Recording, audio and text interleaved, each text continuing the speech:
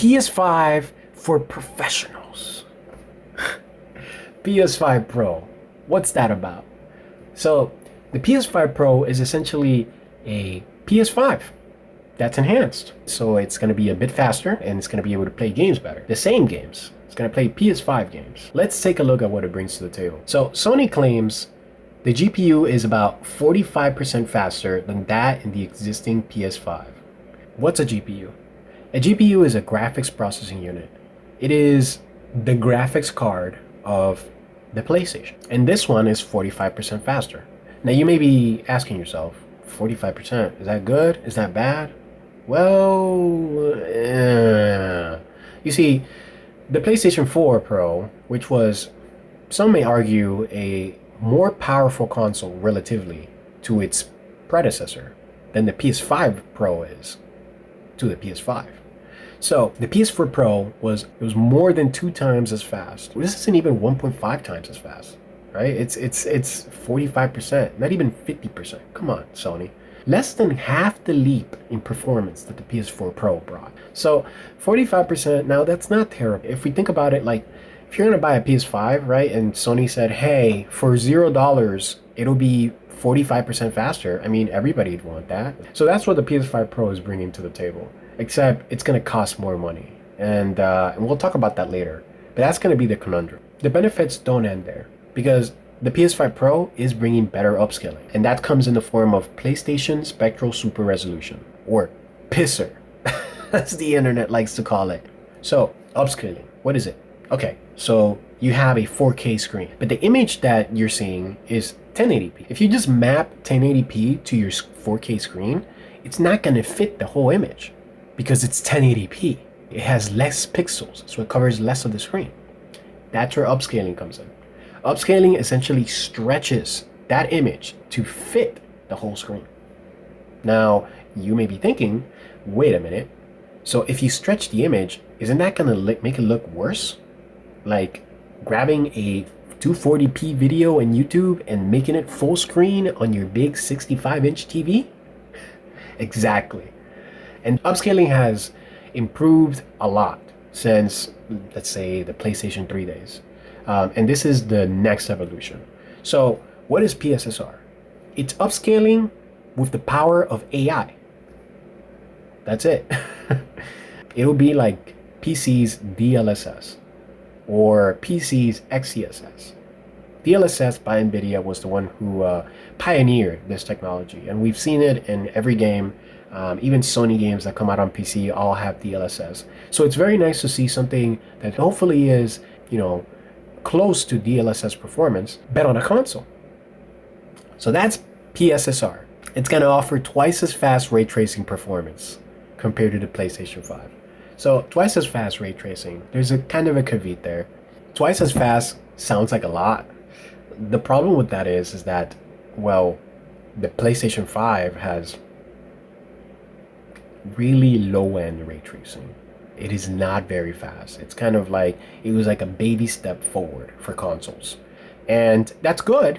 That's good. I'm glad that they have ray tracing at all, really. But twice as fast as a baby step is only 2 baby steps, right? So I wouldn't get too hyped. I wouldn't start thinking, oh, now the PlayStation 5 Pro version of Cyberpunk is going to be like the launch day version of Cyberpunk on PC that had all of the ray trace effects all the way up to Psycho, as it's called, in the settings menu. That's like the extra high version. You're not going to be running Psycho settings on the PS5 Pro. It's not going to be all of the ray tracing that Cyberpunk could do at launch. And it's definitely not all the ray tracing it can do now with Cyberpunk Overdrive, which is the path trace version of Cyberpunk. So you're not going to be seeing any of that, but you are going to be seeing better ray tracing. You might be seeing more effects. Sony says that if you have a game like, for example, that has ray trace shadows, now the PS5 Pro enhanced version of the game may have ray trace shadows and ray trace ambient occlusion, or ray trace shadows and ray trace reflections. So nothing huge, but better. And that follows the main theme of the PS5 Pro. Because if you look at the rest of the features, it feels a lot like PS5, but better. Not a whole lot better, but better, right? For example, it's going to have a 2 terabyte internal SSD drive. The PS5 had an 865 gigabyte SSD. So this is a nice leap. It's 2 terabytes now. It's just, is it worth the price? You know, you can find SSDs pretty cheap these days. So, you know, it's not really a big deal. The Pro also comes with Wi-Fi 7 and 8K resolution support. Okay, so Wi-Fi 7, it's whatever. 8K resolution?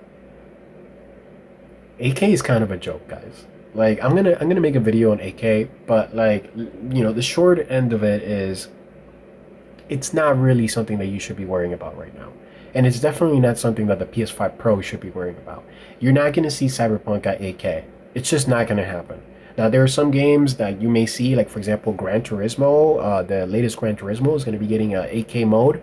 But most people don't even have 8K TVs, so it's kind of like, And is it going to look better than the 4K modes?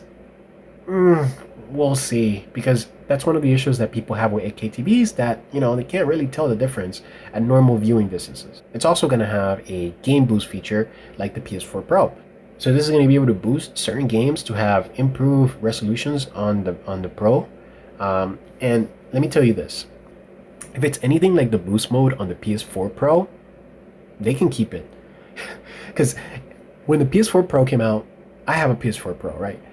When the PS4 Pro came out, the hope was, oh, okay, so you need a PS4 Pro patch, right?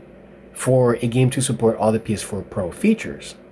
But there's a game boost mode that's going to be able to boost games in a more simple manner, games that don't have these patches, like Bloodborne.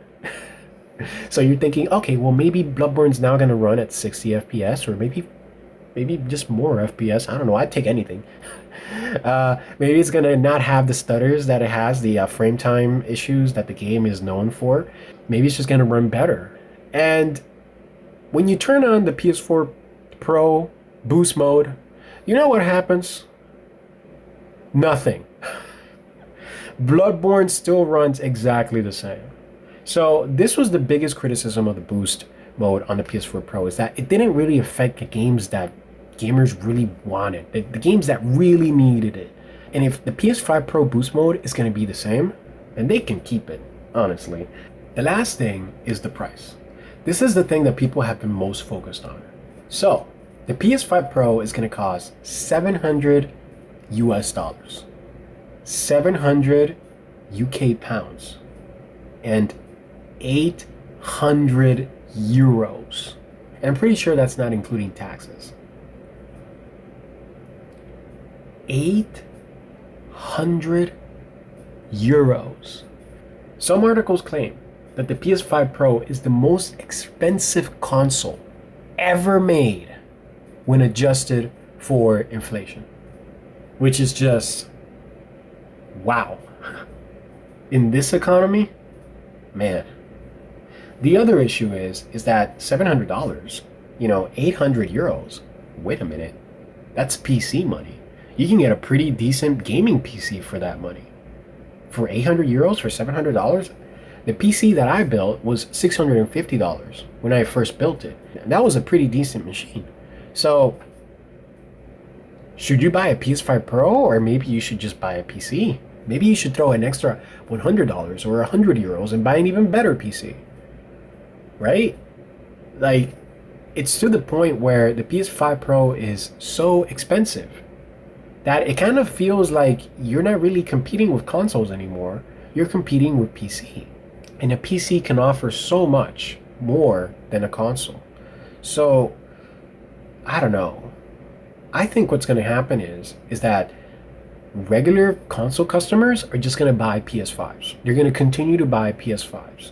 And I think Sony knows this. And the thing is, traditionally, Sony sells their consoles at a loss. There's a lot of rumors going on that Sony is actually selling the PS5 Pro at a profit because of its price. Maybe Sony thinks that everybody who's going to buy a PlayStation, most people that are going to buy a PlayStation are just going to buy PS5s. And the people that want a more premium experience are going to be willing to pay for it. They want something more premium, well, they want to pay premium money for it. So might as well make a profit on the console. Let me know in the comments. Do you guys feel that the PS5 Pro is appropriately priced for what it brings? Do you feel that the enhancements are worthwhile? Or do you think that perhaps Sony went too far